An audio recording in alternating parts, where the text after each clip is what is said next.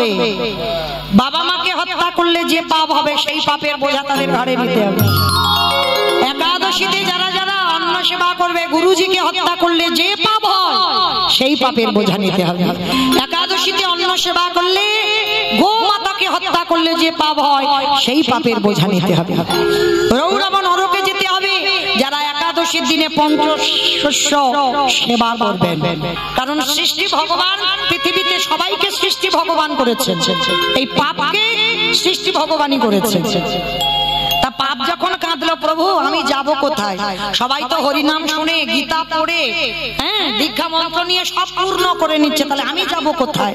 ভগবান বলেছিল, শোনো পাপ পুরুষ, তুমি যাবে একাদশী তিথিতে পঞ্চশস্যের মধ্যে। চেষ্টা করবেন মা সংসার সুখের হয় পুরুষের গুণে। ও হাসলে কেন? ভুল বললো? কি হবে গো? রমণীর গুণে। বেশ, এটা আমার কথা নয়, আপনাদের কথা নয়, খনার বচন। সংসার সুখের হয় রমণীর গুণে। কিন্তু এই যে খনার বচন, কিন্তু বাবা রমণীর গুণটা কই?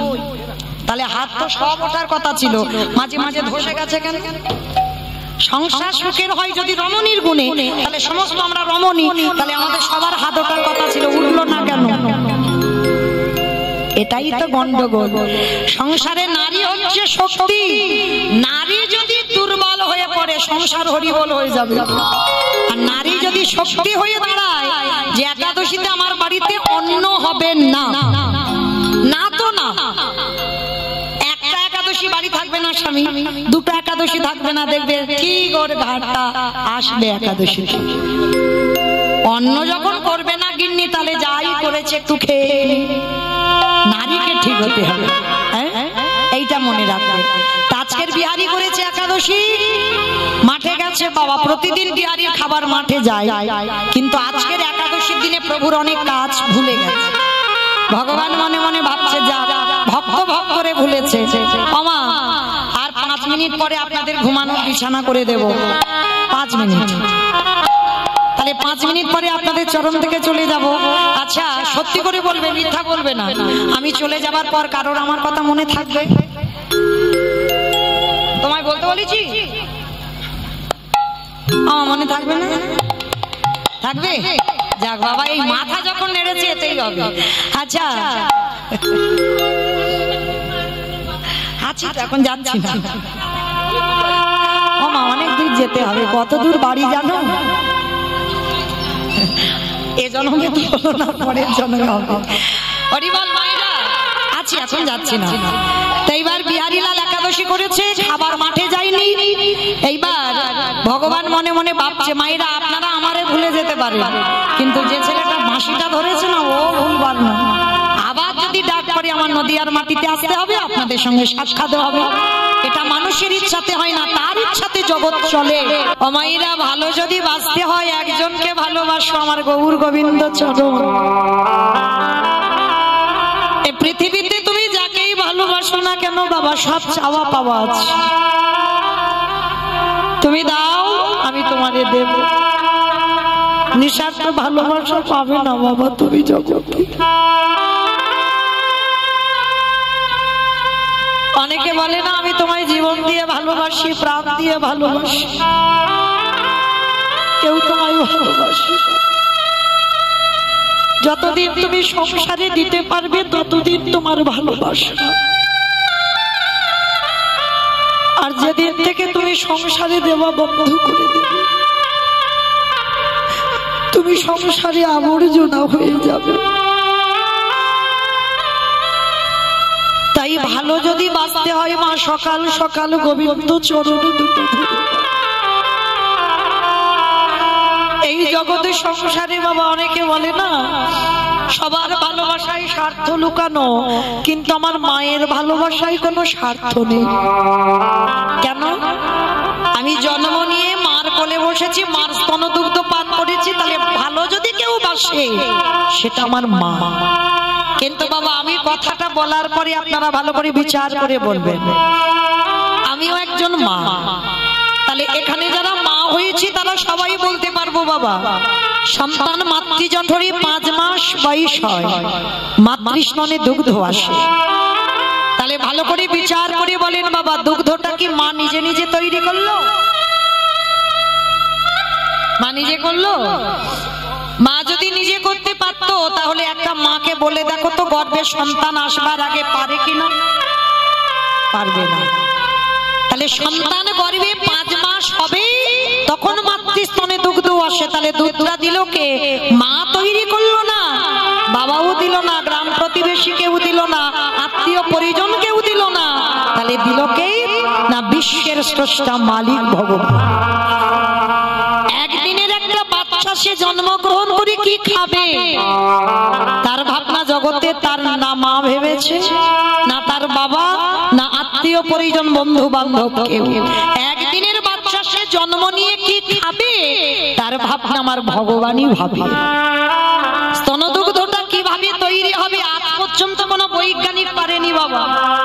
কতটুকু ঠান্ডা, কতটুকু গরম, কতটুকু টক, কতটুকু তিতো, কতটুকু মিষ্টি, কতটুকু লবণ দিলে তবে একটা স্তনদুগ্ধ তৈরি হবে আজ পর্যন্ত কোনো বৈজ্ঞানিক ভাবেনি। ভেবেছে আমার বিশ্বের স্রষ্টা মালিক ভগবান। তাহলে আমার ভগবানের মতো বান্ধব আমার বিচারে মনে হয় বাবা আর কেউ হবে না। পৃথিবীতে সবার ঋণ শোধ হয়, কিন্তু আমার ভগবানের ঋণ তুমি জীবনে শোধ করতে পারবে না।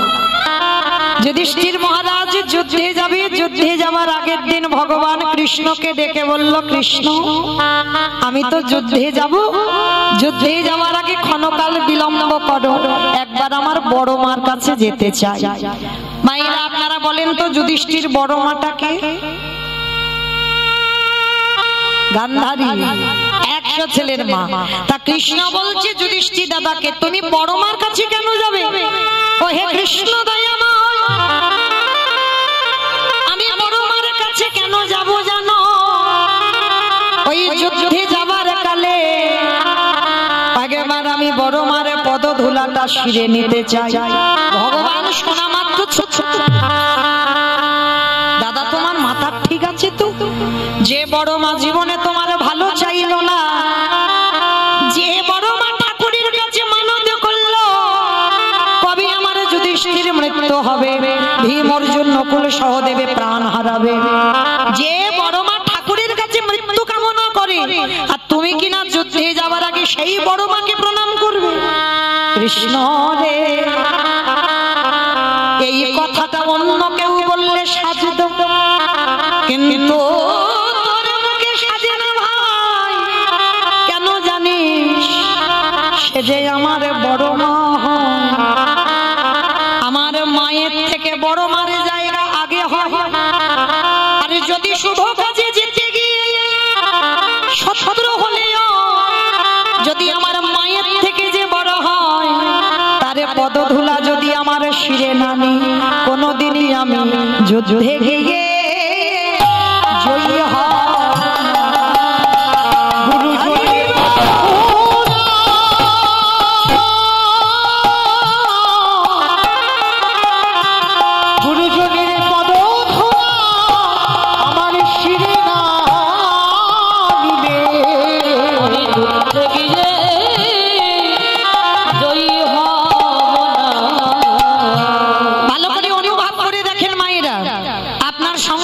সংসার জীবনে পাশবাড়ির সঙ্গে খুব ঝগড়া, খুব দ্বন্দ্ব, মানে এত ঝগড়া বাবা থানা পুলিশ হচ্ছে।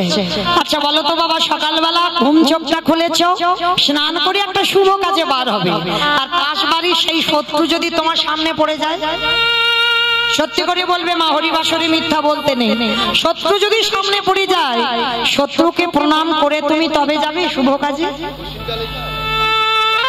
যাবে? সঙ্গে সঙ্গে দরজা বন্ধ করে মাথায় হাত দিয়ে বসে পড়বে, হায় হায় হায় হায় গো, দিনটা মাটি হয়ে শত্রুর মুখ দেখলাম। কিন্তু বাবা এটা আমার কথা নয়, মহাভারত প্রমাণ দিল শত্রু হলেও সে যদি গুরুজন হয়, শুভ কাজে যাচ্ছ, হচ্ছে নয় থানা পুলিশ, তাতে তোমার অসুবিধা কি? শুভ কাজে বার হচ্ছ, শত্রু যদি গুরুজন সামনে পড়ে যায়, পাত ধুলাটা নিতে শেখো, আর যদি নিতে পারো সব কাজে জয় জয়কার হবে। আমার কথা নয়, যুধিষ্ঠির মহারাজ প্রমাণ দিল মহাভারতে। ভগবান বলছে ঠিক আছে, যখন বড় মাকে প্রণাম করবেই তা যাও, তবে দেরি করবে না, কেমন? প্রণাম করেই তুমি চলে আসবে। এইবারে যুধিষ্ঠির মহারাজ গেল গান্ধারী বড় মার কাছে। ওমা, এই জায়গাটা ভালো করে শুনবেন। আচ্ছা বলো তো, সন্তানের মঙ্গল অমঙ্গল প্রথমে কে বোঝে? মা। মা ডাকটা খুব ছোট ডাক, সব অক্ষর দুটো করে আছে, দেখো মা ডাকটা একটা অক্ষর। তা গান্ধারী তো 100 ছেলের মা, বুঝতে পেরেছে আমার 100টা ছেলে যুদ্ধে যাবে, ওরা কেউ আর ফিরবে না। গান্ধারী বসে বসে কাঁদছে, আরে বলে কৃষ্ণ রে, আমার 100টা সন্তানের মধ্যে 99টা খারাপ করতে পারতি, কিন্তু কৃষ্ণ একটা ছেলেকে কি তুই ধর্মের পথে নিয়ে যেতে পারলি না? একেবারে 100টা খারাপ করে দিলি। একটা মেয়ে হলো, তাকেও তুই খারাপ করে দিলি। একটা জামাই হলো জয়দ্রথ, তাকেও খারাপ করে দিলি। কোন মানুষ আমার ধর্মের পথে গেল না, কেন করলি রে? কাঁদছে। আর যুধিষ্ঠির মহারাজ এসে ডাকছে বড় মা। যেই না বড় মা বলেছে, বাবা গান্ধারী দরজায় এসে দেখে না, সব থেকে বড় শত্রু ডাকছে। গান্ধারী এসে কোমরে হাত দিয়ে বলছে, কি চাস? কেন এসেছিস আমার ঘরে? ও কালকে ছেলেরা যুদ্ধে যাবে দেখতে এসেছিস, আমি কত আনন্দে আছি। বলে না, ওই জন্য আসেনি বড় মা। তাহলে কেন এলি? তার একটাই কারণ, বড় মা আমি জীবনে তোমার কাছে কিছু চাইনি, আজ আমি তোমার কাছে একটা জিনিস চাইব, তুমি দেবে। বল কি চাস? না ওরকম করি নয়, আগে তুমি সত্য করো। তুই সত্য করবো। যুধিষ্ঠির বলছে বড় মা, একেবারে তুমি আমার মাথায় হাত রেখে আশীর্বাদ করে দাও, কাল সকালবেলা যদি আমি যুদ্ধক্ষেত্রে দাঁড়াই, ওই প্রথমে দিনে যুদ্ধে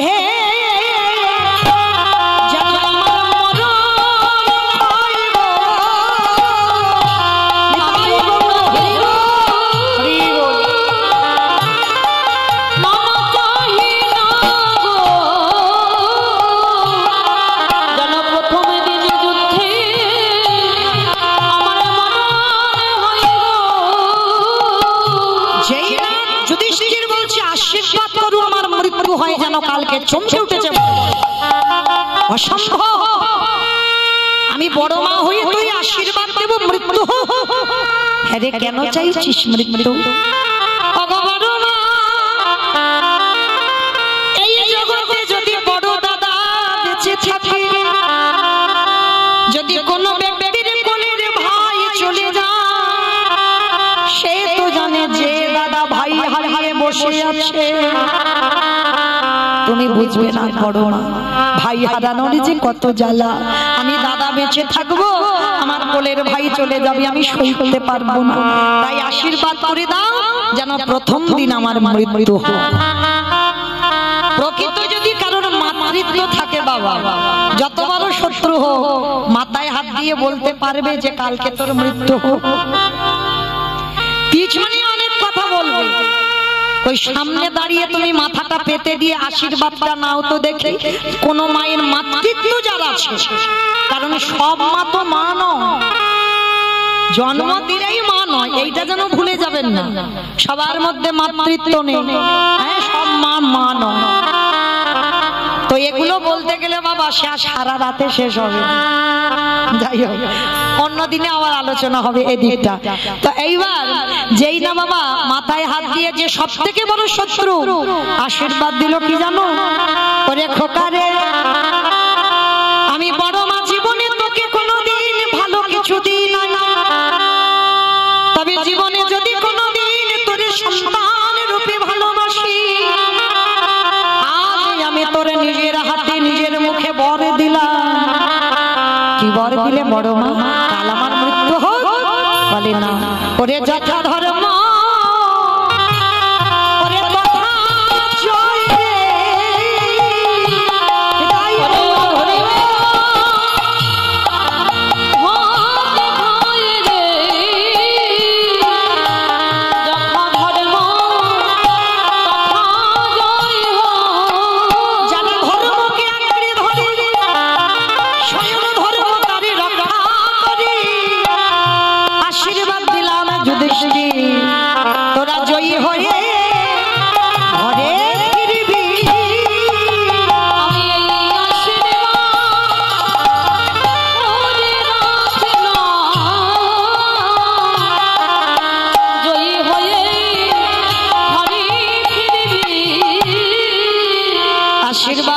জয়ী হয়ে ঘরে ফিরবে। আজকে দুর্যোধন মানে গান্ধারীর নিজের ছেলে, বড় ছেলে বলল, মা কাকে তুমি বর দিলে? ওরা জয়ী হয়ে আসবে, ওরা তোমার শত্রু। গান্ধারী বলল, চুপ কর বাবা, আমি তোর মা হয়ে আশীর্বাদ দিলাম, রক্তের খেলা বন্ধ কর, তুই ওই যুদ্ধে গিয়ে জয়ী হতে পারবি না। কিন্তু বাবা যারা অহংকার ব্যক্তি হয় কারোর কথা তোয়াক্কা করবে না, এটা বাস্তবে মিলিয়ে নেবে। যাদের হৃদয়ে অহংকার থাকবে, নিজে যেটা মনে করবে ঠিক, তুমি যে কোনো উপদেশ দেবে তোমার কথাটা যে প্রাধান্য দিতে হবে, অহংকার ব্যক্তিদের এটা থাকবে না। আমি যেটা করছি ঠিক, আমি যেটা বলছি ঠিক, আর আমি যেটা করে দেখাচ্ছি সেটাও জগতে ঠিক। মানে অহংকার ব্যক্তিদের জীবনে তুমি ভুল ধরতে পারবে না। আর অহংকার ব্যক্তিরা কারোর কাছে বাবা মাথা নিচু করতে শেখে, সব কাজে বাবা মাথা উঁচু করে বেড়ায়। কিন্তু গান্ধারী বলেছিল, খোকা আমি মা হয়ে তোকে বলে রাখলাম, তোর এই অহংকারের জন্য খুব তাড়াতাড়ি পতন হবে হবে হবে।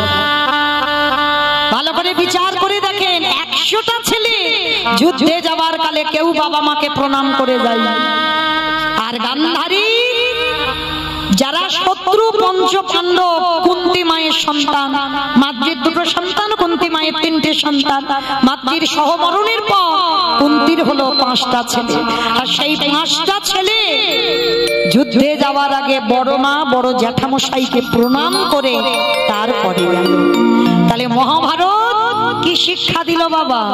আমার শিক্ষা নয়, যারা শুনেছেন, যারা পড়েছেন, যারা শুনলেন, যত বড় শত্রু হোক কোন শুভ কাজে যাবার কালে যদি পড়ে যায় সামনে প্রণাম করতে শেখো।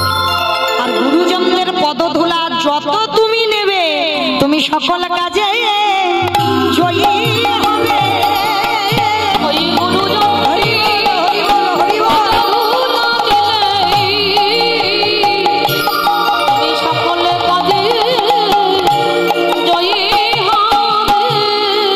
ছোট্ট 5 বছরের বিহারী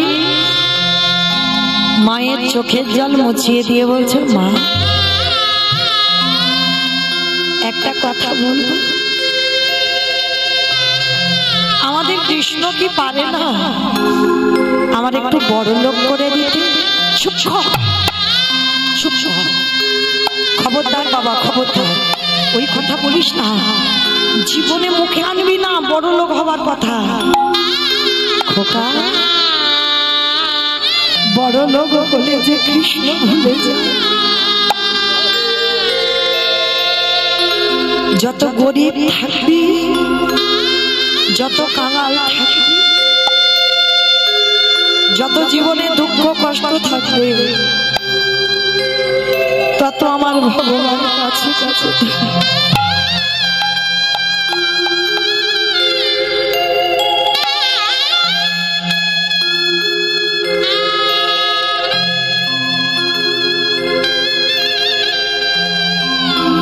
মা আমি বড় লোক হব না। না, কখনো বলবি না কৃষ্ণের কাছে বড় লোক হতে চাও। আজ নয়নের জলে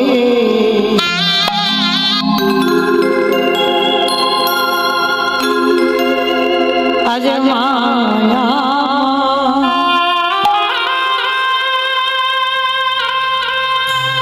কাঁদে আর বলে পুকারে,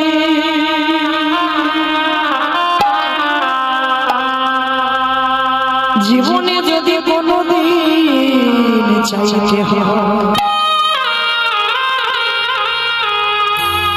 ভগবানের কাছে দুঃখ চাইবি, কষ্ট চাইবি, ব্যথা চাইবি, বেদনা চাইবি, কিন্তু জীবনে কোনোদিন ভগবানের কাছে সুখ চাইবি না।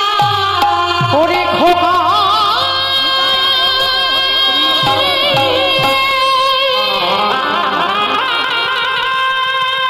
ওরে সুখ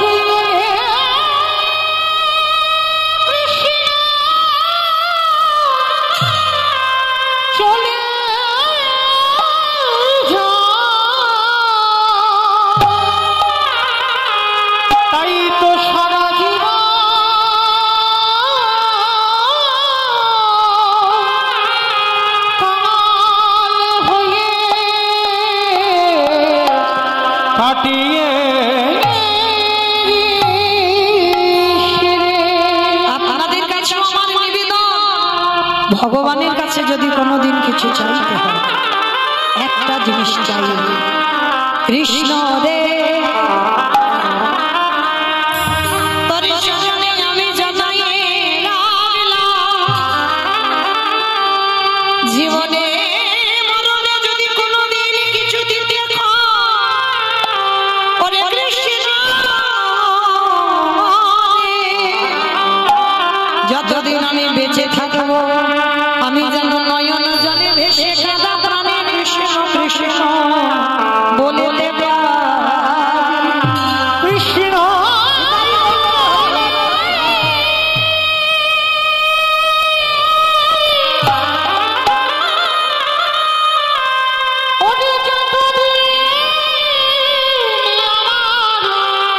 এই দেখে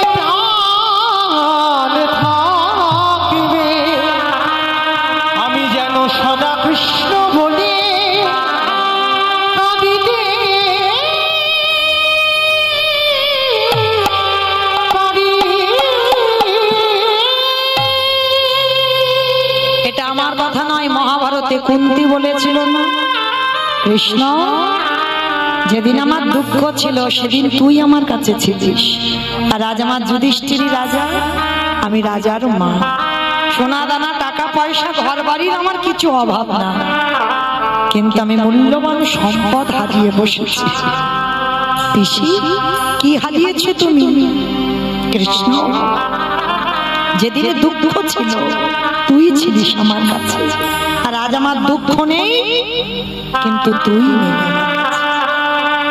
আজকে আমার দুঃখ চলে গেল আর আমার কাছ থেকে আমার কৃষ্ণ চলে, তাহলে কোনটা ভালো? দুঃখ থাকলে ভালো না সুখ এলে ভালো? যে সুখে কৃষ্ণ হারাতে হয় সে সুখ আমি জীবনে চাই না। সারা জীবন আমায় কষ্ট দে, জ্বালা দে, দুঃখ দে, বেদনা দে, আমি অন্তিম সময় পর্যন্ত যেন হা কৃষ্ণ কৃষ্ণ।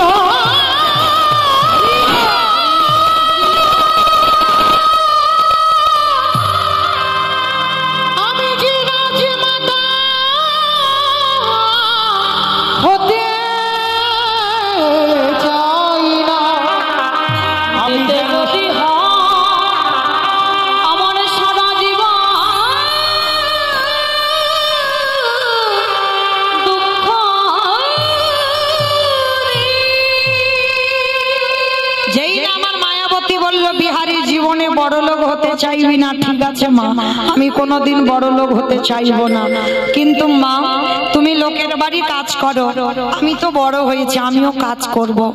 এই বোকা ছেলে তুই কি করবি? বলে মা আমি তো ঘোষের ছেলে, অন্য কোনো কাজ না পারি।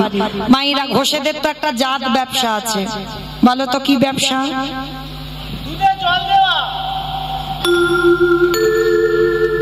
দেখেছো, ওইটা আমাকে বললো। এই গোয়ালাদের একটা অভ্যাস খারাপ না, দুধে জল দেওয়া, কিন্তু সত্যি বলছি মা কালীর দিব্যি আমার বাবা দেয় না। আমার বাবা ছানার ব্যবসা, তো জল তো দিতেই হবে, হিসাব দুধের হবে না তো হিসাব তো ছানার হবে, তাহলে জল দিলে কি আর না দিলে কি, হিসাবটা তো তোমার ছানারই হবে। তো মায়েরা এই গোয়ালা জাতি যারা, তাদের কোনো কাজ অসুবিধা যদি হয় কিন্তু গরুর কাজেরা ভালো পারে। হ্যাঁ, এই যে গোয়াল পরিষ্কার করা, গরুকে দেখভাল করা, গরুর দুগ্ধ দহন করা, এগুলো এরা ভালো পারে। তো আজকে বিহারি বলছে ও মা আমি একটা কাজ আনি, দাঁড়া। গোয়ালা পাড়াতে গেছে, বাবুজি আমার মার বড় দুঃখ, তোমার গোয়ালে অনেক গরু আছে, আমার একটু চড়াতে দেবে?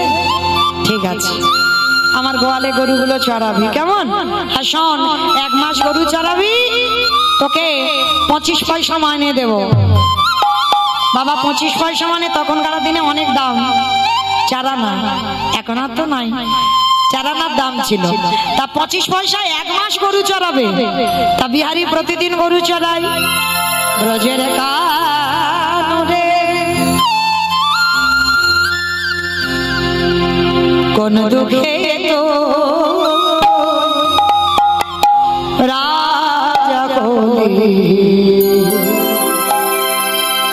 দারোগা উলুধ্বনি মা ব্রজের কানুরে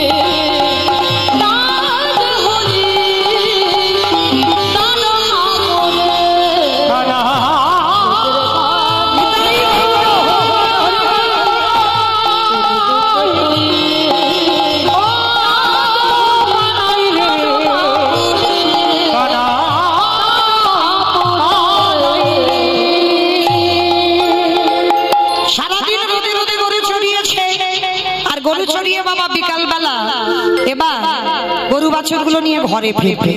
যেমন আজকের আমার এই দাদা ভাইয়ের বাড়িতে আমি কীর্তন গাইছি, বর্ধমান কাটোয়া কাঞ্চননগরে একটা ভাগবতের আসর হচ্ছে। বিহারি রাস্তা দিয়ে যাচ্ছি, গরুগুলো ও বাবা কত লোক বসে আছে, দেখি তো কি হচ্ছে। গরুগুলো ছেড়ে দিয়েছে, বিহারি রাস্তায় দাঁড়িয়ে দাঁড়িয়ে শুনছে।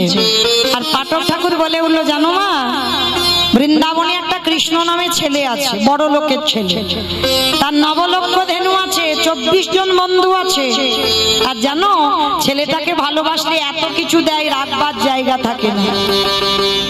যেই না কথাটা বলা, বিহারি মনে মনে করছে, যাক বাবা, তাহলে কেন আমি চারানা মাইনের কাজ করব?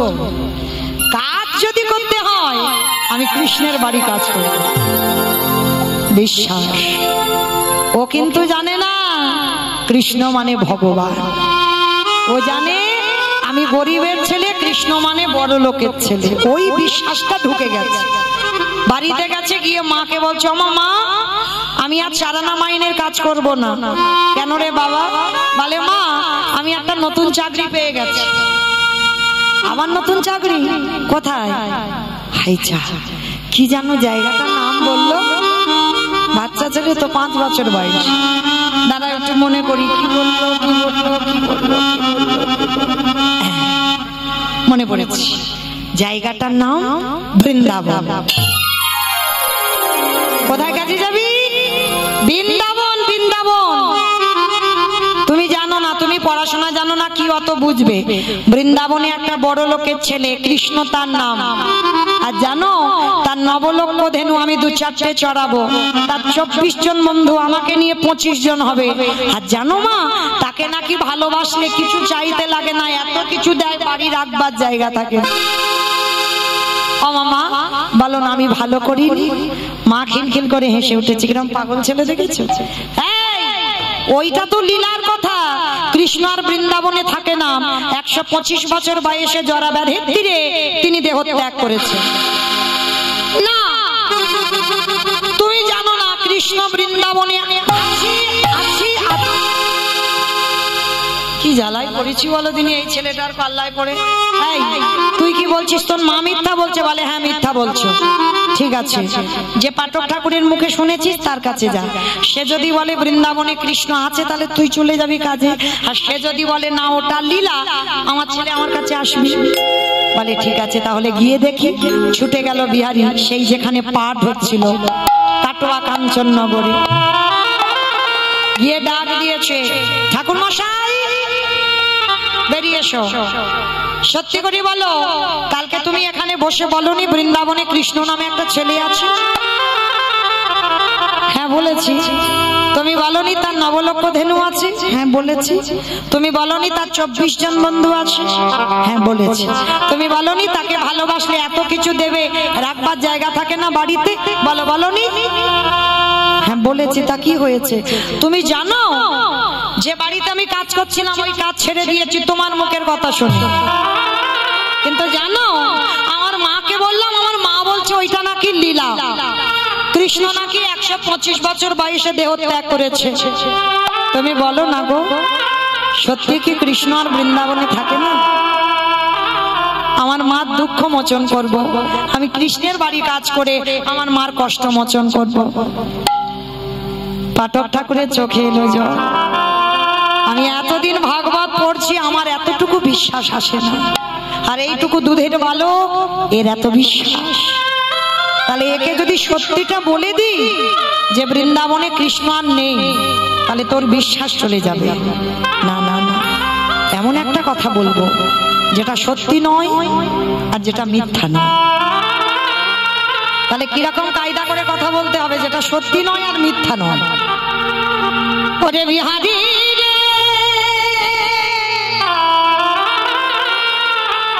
ওরে আমার ডাকে আমার কৃষ্ণ, বৃন্দাবনে নতুন করে লীলা করবি না, কিন্তু তোরে প্রেমে তোরে ভালোবাসার জোরে আমার কৃষ্ণকে নতুন করে ওই ব্রজধামে লীলা করিতে হবে। ওরে বিহার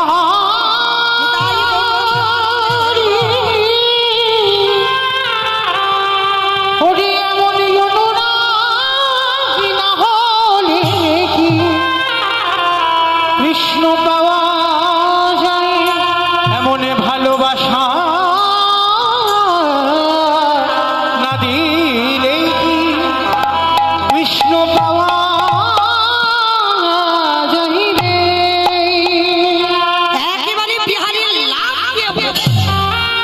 ঠাকুর মশাই, তার মানে তুমি বললে তোমার ডাকে কৃষ্ণ আসবে না, আমার ডাকে আসবে? সরল সোজা ছেলে তো। হ্যাঁ বাবা, তোর বিশ্বাস আর ভক্তিতে আসে। ঠিক আছে, তাহলে আমি আসি। কোথায় যাচ্ছিস?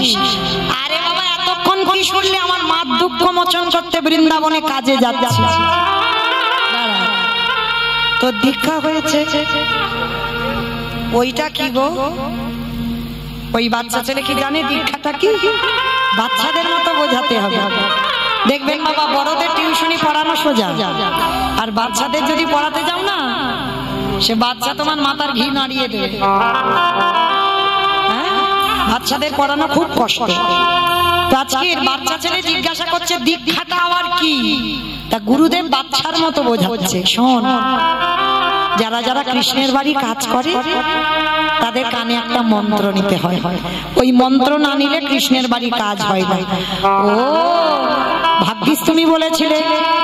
দাও, কি দেবে দিয়ে দাও তো দেখি। আরে বোকা ছেলে, ওরকম করে নয়।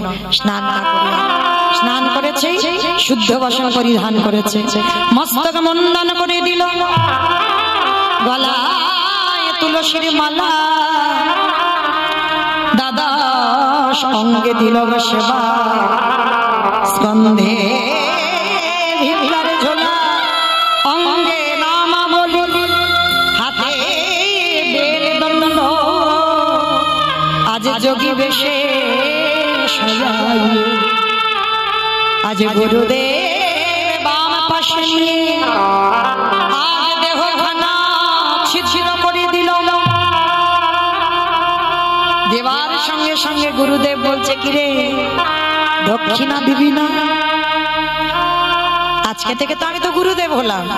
গুরুদেব, আমার কাছে তো কিছু নেই, তবে কথা দিলাম 1 মাস কৃষ্ণের বাড়ি কাজ করব, যা টাকা পাবো অর্ধেক আমার মাকে দেব, অর্ধেক আমি তোমায় দেব। কত সোজা ছেলে দেখো, 1 মাসের টাকা মাকে অর্ধেক আর তোমাকে অর্ধেক। গুরুদেব বলছে, খোকা আমি ওই দক্ষিণা চাই না, আমার বিশ্বাস তোর কৃষ্ণ কৃপা হবে। কি বাবা, গুরুদেব যদি প্রকৃত শিষ্য পায় ঠিক চিনতে পেরে যায়, হবে তোর কৃপা। আরে যদি একেবারে দর্শন হয়ে যায়, এই তোর হতভাগা গুরুদেবের নামটাকে যেন ওই কৃষ্ণ চরণে জানায় দিস।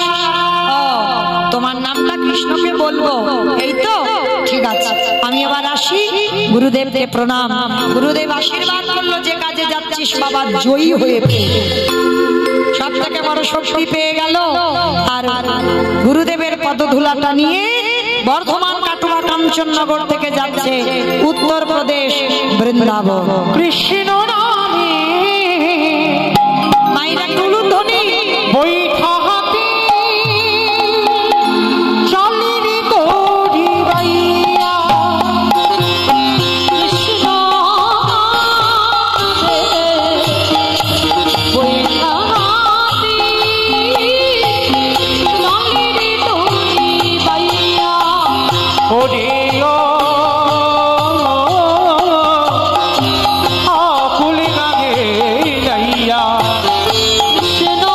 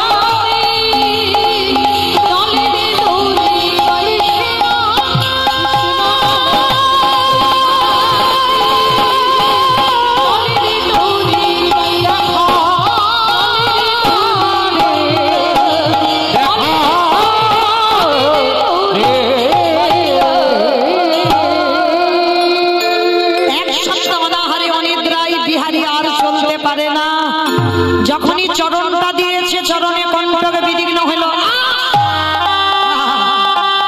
কৃষ্ণ তোর কাছে যেতে গেলে এত যদি কষ্ট হয় জ্বালা হয় যন্ত্রণা হয় একেবারে যদি আমি জানতে পারতাম আমি কোনোদিন তোর কাছে যেতাম দেখা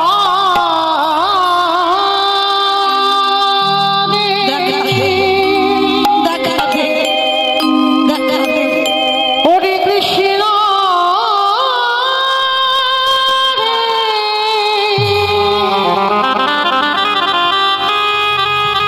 ওরে আমি তো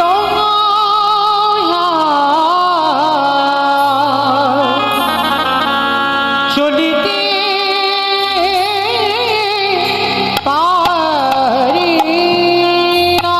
না হরি কৃষ্ণ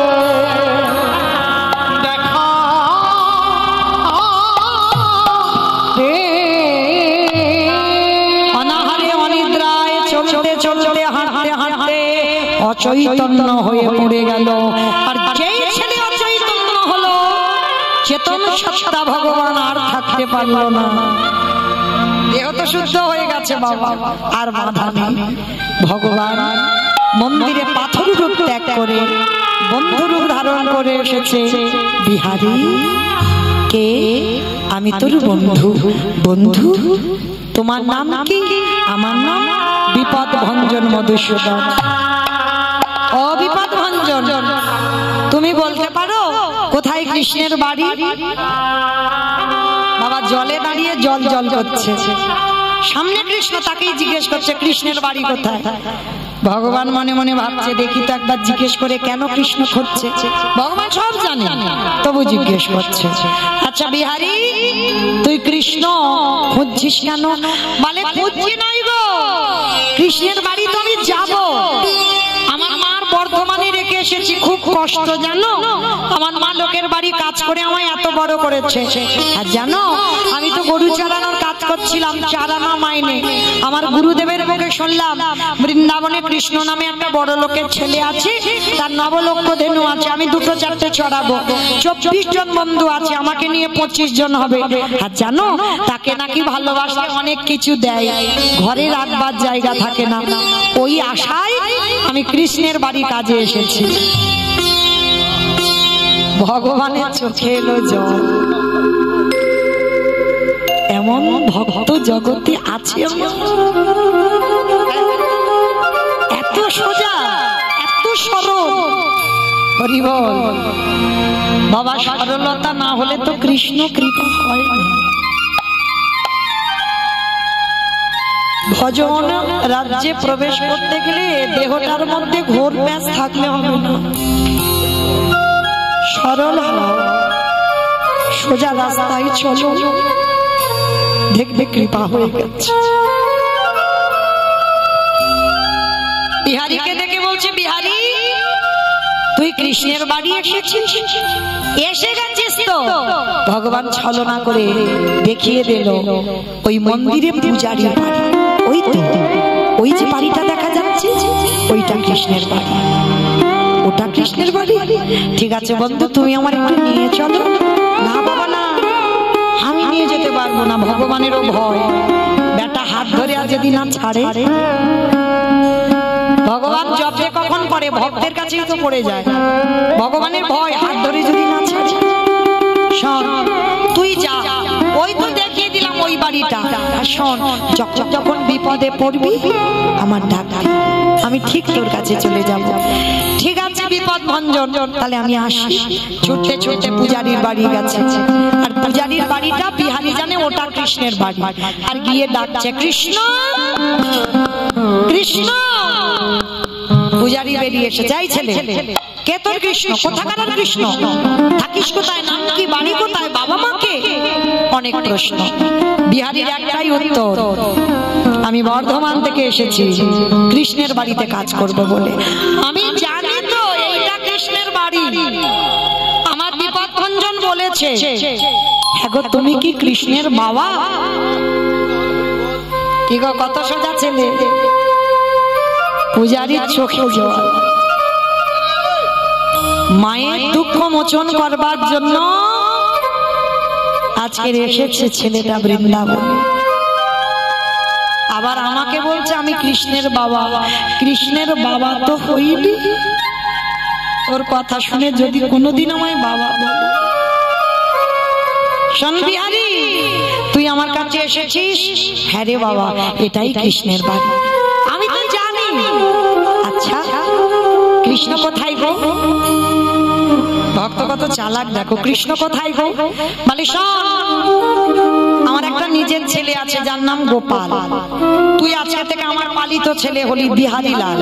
আর কৃষ্ণ আমার ছেলে, তবে ওকে হঠাৎ দেখা যায় না, অনেক সাধনা করতে হয়, তবে ও সামনে এসে দাঁড়ায়। ও তাহলে তুমি বাবা, তাহলে তোমারও সাধনা করতে হয়? বলে হ্যাঁ, আমি সাধনা না করলে আমার কাছে আসেই না। ও ঠিক আছে ঠিক আছে, তুমি চিন্তা করো না, আমি এমন সাধনা করবো আমার একটা ডাকেও ছুটে আসবে। এই বিহারী রাস্তায় হয়ে গেল। প্রতিদিন মাঠে মাঠে গরু চড়ায়। এবার বিহারীর মাথার বুদ্ধিটা একটু খুলেছে। মা কিরকম? মানে সোজা সরল ছেলে, কিন্তু বুদ্ধিটা কিরকম খুলেছে। আচ্ছা আমার গুরুদেব তো বললো কৃষ্ণের নবলক্ষ দেবে, কৃষ্ণের 24 জন বন্ধু, তাহলে তারা কই? আমি একা মাঠে গরু চড়াচ্ছি কেন? 2-4টে গরু নিয়ে। ও বাবা তো বললো ওকে নাকি খুব করে ডাকতে হয়। ওই দেখি তো একবার ডেকে, প্রখর তাপ প্রখর রোদ, আর সেই রোদের মাঝখানে মাঠে দাঁড়িয়ে ডাকছে মাধব ভজ মহান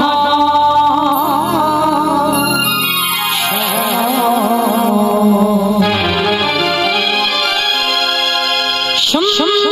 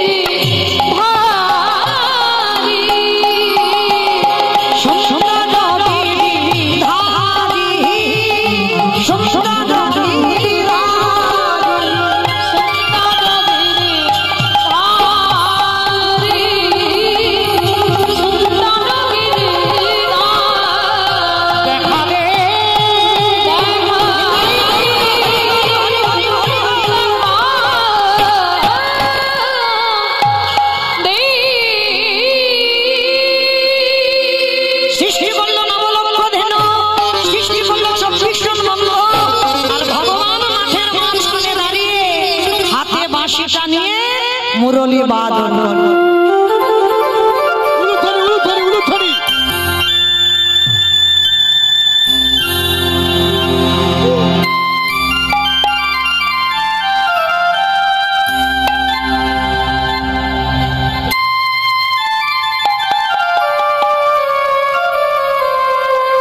ওই তো কৃষ্ণ। বন্ধু আজকে যা হলো হলো, কালকে আমি তোর কাছে তোর সঙ্গে তোর মাঠে গরু চড়াতে যাব। বিহারি ধরে ধরতে পারলো না বাবা, চিনতে পারলো না। ও ভেবেছে সাধারণ মানুষ, ভগবান বলে জানে না। ফিরে এসেছে, পরের দিন হলো একাদশী। পরের দিনে একাদশী, বিহারি মাঠে গেছে। তো এইবার যেই না বাবা ভগবান কি করেছে, ভক্ত একাদশী করেছে, খাবার খাইনি, 12টা বেজে গেছে। আমার ভগবান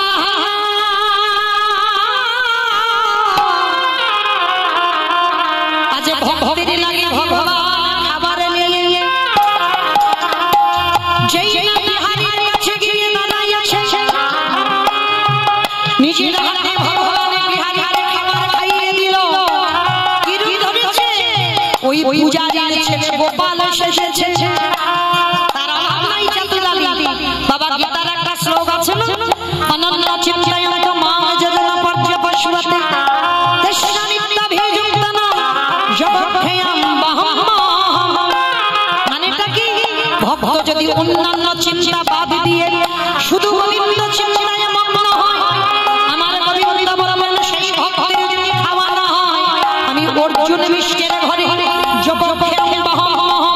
ভক্তের বোঝা ভগবান মাথায় করে দিয়ে আসে।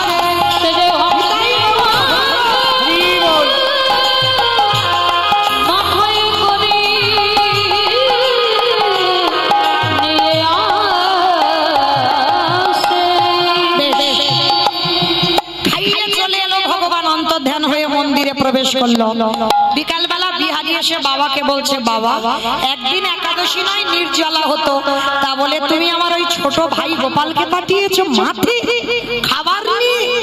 আদৌ গোপাল যায়নি, আসল গোপাল রেগে গিয়ে বলছে, এই বিহারি দাদা তুই মিথ্যা বলছিস কেন? আমি তোর জন্য খাবার মাঠে নিয়ে গেছি। পূজারি ভাবছে আমার ছেলে মিথ্যা বলে না, আমি মিথ্যা বলি না, বিহারিও মিথ্যা বলে না, তাহলে ঘটনাটা হচ্ছে কি? এইবারে মন্দিরে গেল পূজারি, যেই না দরজা খুলেছে, দরজা খুলে দেখে না ভগবান গোপবেশ্বরে বেনুধর শ্যাম নব কৈশোর নটবর। যেই না বাঁশিটা ধরে দাঁড়িয়েছে, পাথরের চরণে দিয়ে রক্তের ধারা বয়ে যাচ্ছে। ওরে বিহারী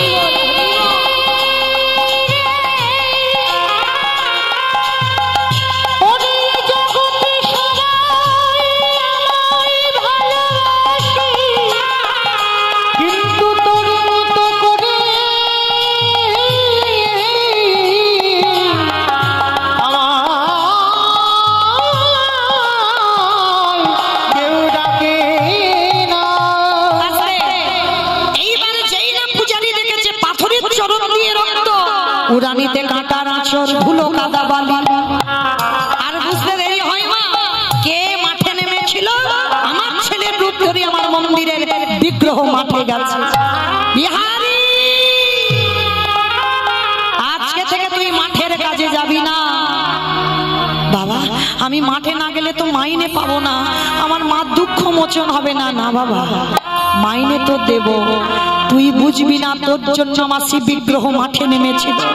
আজকে থেকে তুই মন্দিরের দারোয়ান হবে। চাকরির প্রমোশন হলো, মাইনে বাড়লো।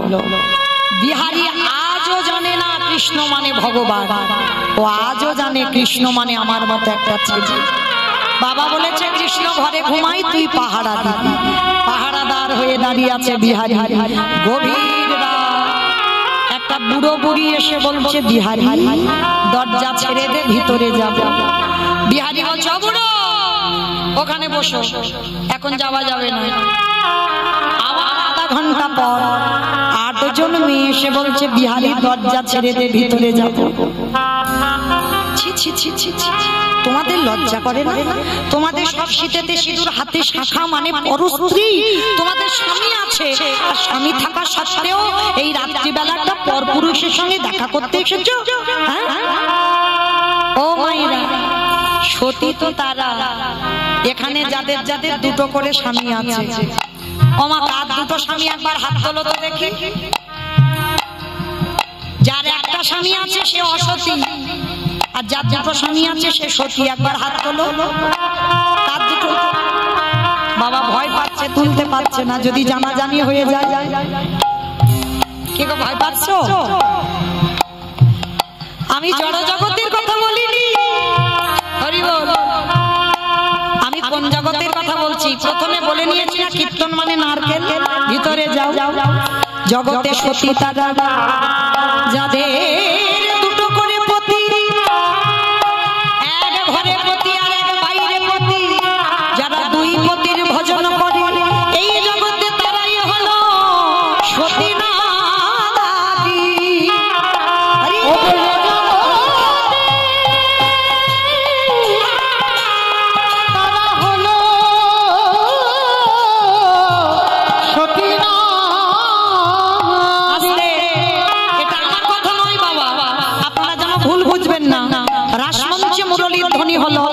জীবাত্মা পরমাত্মার মিলন হচ্ছে রাস।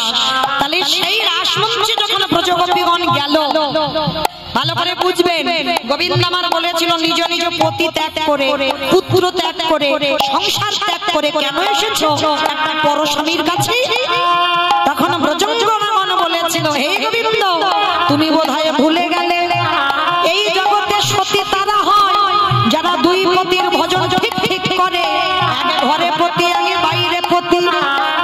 ওমা, ঘরে পতিটাকে, ঘরে পতিটাকে বাবা যার সঙ্গে তোমার বিয়ে দিয়েছে, ওইটা কেন ঘরের পতি হবে? ওইটা বাইরের, ওটা তোমার ঘরের নয়, ও দুদিনে। তুমি হেসো না, তুমি আমার ঘরের পতি নয়। যতই হাসো না কেন, তুমি কি আমার ঘরের পতি? কোন ঘর? ইট বালি সিমেন্টে কাটা ঘরে নয়, এই রক্ত মাংসে দেহে গড়া ঘর। পরমাত্মারূপী ভগবান হলো এই দেহ ঘরের স্বামী, ওই ঘরের পতিকে ভালোবাসো। আর বাইরের পতি অগ্নি সাক্ষী করে বাবা যার হাতে তুলে দিল সেই হলো বাইরের পতি। ঠিক ঠিক যদি দুই পতির কেউ চরণ ভজে এই জগতে তারাই সতী জগতে তারাই সতী নারী। 8জন মেয়েকে দাঁড় করিয়ে রেখেছি বিহারী, ওখানে দাঁড়াও, এখন যাওয়া যাবে না, কৃষ্ণ ঘুমাচ্ছে। আবার আধা ঘন্টা পর একটা রূপ লাবণ্যময়ী নারী এসেছে। ও মায়েরা, সেদিকে তাকালে চোখ ফেরানো যাবে না। বিহারীর কাছে করজোর করে বলছে, বিহারী দরজা ছেড়ে দে, ভিতরে যাও। এই যে ও মেয়ে, ওখানে বসো চুপ করে, কৃষ্ণ ঘুমাচ্ছে, যাওয়া যাবে না। মেয়েটা বলছে, বিহারী তোর কৃষ্ণকে গিয়ে জিজ্ঞেস কর, আমি রোজ রোজ আসি, আমাদের এখানে একটা লীলা হয়, তুই গিয়ে জিজ্ঞেস কর, দেখবি আমাদের যেতে বলবে। ঠিক আছে ঠিক আছে, ওখানে দাঁড়াও, আমি আগে জিজ্ঞেস করে আসি। কত শক্তি দেখো ভক্ত, সোজা সরল ভক্ত, সে জানে না কৃষ্ণ মানে ভগবান। এইবার ভিতরে গেছে বাবা, এইবার ঘটনাটা কেমন হচ্ছে দেখো। ভিতরে গিয়ে চারদিকে শুধু খোঁজাখুঁজি করছে।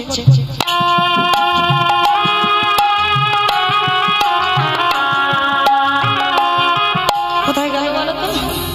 ওমা, বিছানা নেই, বালিশ নেই, মশারি নেই, কিচ্ছু নেই, একটা বিগ্রহ দাঁড়িয়ে আছে। মানে মানসিক ভাবে স্বয়ং দেওয়া তো, বিছানা নাই। আর বিহারী তো জানে কৃষ্ণ ঘুমাচ্ছে, বালিশ মশারি আছে। ও ভগবান, আমি তো পাহারা দিচ্ছিলাম, বাবা বলল কৃষ্ণ ঘুমাচ্ছে, তাহলে কোথায় গেল? আমার সামনে থেকে তো যাইনি। চিন্তায় পড়ে গেল। ভগবান মনে মনে ভাবছে, এবার একটু সাক্ষাতে দেখা। পাথর রূপে ত্যাগ করে সচলে বিগ্রহ হয়ে বিহারীর পিছনে গিয়ে ডাক দিল,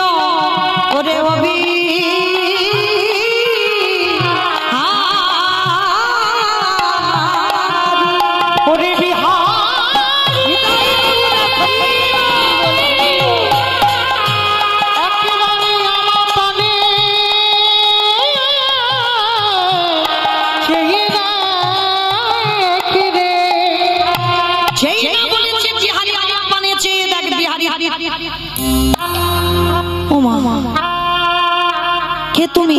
কৃষ্ণ। আরে আমি আবার কি হব, আমি তোর বন্ধু কৃষ্ণ। ধুর, তুমি আমার বন্ধু হবে কেন? তুমি তো ভগবান, তুমি তো আমার বন্ধু নয়। আমার বন্ধু কৃষ্ণ কই? ওরে বোকা, যে যেমন ভাবে আমায় ভালোবাসে, কেউ যদি বলে বন্ধু হয়ে যাই বন্ধু, কেউ যদি বলে পুত্র হয়ে যাই পুত্র, কেউ যদি বলে পতি হয়ে যাই পতি, কেউ কেউ যদি বলে চরণের দাস হয়ে যাই চরণের দাস, কেউ যদি বলে ঘরের দারোয়ান হয়ে যাই বলি রাজার মতো। তার ঘরে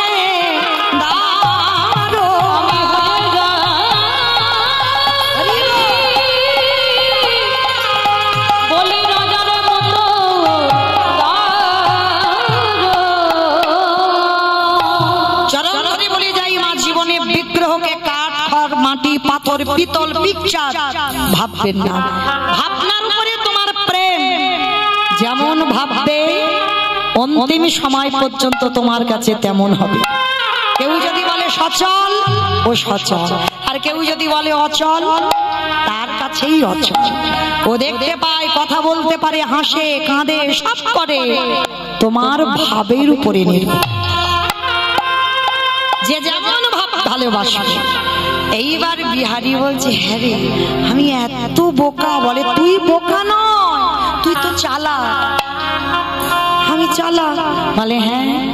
যে লীলা ভাগবতে 125 বছর বয়সে সম্বরণ করলাম, দেহ সম্বরণ করলাম, সেই লীলা তোর প্রেম ভক্তি ভালোবাসার জোরে নতুন করে আসতে হলো। কিরে তাহলে তুই কি বোকা না তুই চালাক? তোর সরলতাই তো চলে এলাম আবার। কৃষ্ণ আচ্ছা ঠিক আছে, ওই বাইরে বুড়ো বুড়ি দুটোকে বলে ওটা তো শিব দুর্গা, বুড়ো বুড়ি নয়। আর হ্যাঁ রে 8টা মেয়ে দাঁড়িয়ে আছে, সব বিবাহিত। ওরা কারা? বলে ওরা তো রাধারানীর 8টা সখী। আর জানিস কৃষ্ণ, তোরে কি বলবো, বন্ধু তো যেমন কথা বলে। শেষে একটা মেয়ে এলো রে, কি সুন্দর দাদা। খবরদার ওই দিকে তাকাবি না, ওটাই আমার সব। আমি রাধা দাস রাধা দাস রাধা দাস, ইহাতে সন্ধি হইয়া কোটি যুগ ভজাই বিফল জন। আমি রাধা চরণে দাস। ও ওইটা সেই রাধারানী, ওই জন্য চোখ ফেরাতে পারিনি। হ্যাঁ রে এলো কেন? বলে প্রতিদিন মন্দিরে যুগল নৃত্য হয়। যুগল? আমার দেখাবি একটু নাচ? দেখাবো, ঠিক আছে দেখবো দেখবো। হ্যাঁ রে কানাই, মাইনে দিবি না? কটা বাজলো? মাইনের টাইম হয়ে গেছে? 9টা 10, 9টা 4। আবার একটু বাড়িয়ে বলে 9টা 4, বলে 9টা 10। মাইনা এবার মাইনের সময় এসেছে, মাইনে দে। আমি বলিনি, বিহারী বলছে কৃষ্ণকে, বল কি মাইনে চাস? বাবা আমাদের মতো মাইনে নয়, মাইনেটা চাইছে। দেখো ওরে কানাই রে, বর্ধমান কাটোয়া কাঞ্চন নগরে আমার জন্ম দুঃখী বসে মাইনে যদি দিতে হয় গরু চড়ানোর মাইনে দে। আমার মায়ের যেদিন নিদানের সময় হবে, যেদিন চারজন বাঁশের দোলায় যাবে, যেদিন আমার মা কথা বলতে পারবে না, যেদিন আমার মা তোর চরণে তুলসী দিতে পারবে না, যেদিন আমার পায়ে হেঁটে তোর চরণে আসতে পারবে না, যেদিন তোর কৃষ্ণ শুনতে পাবে না, কানাই রে দিতে যদি হয় আমার মায়ের মাইনে দে। কি মাইনে? আমার মায়ের হাত ধরে নদী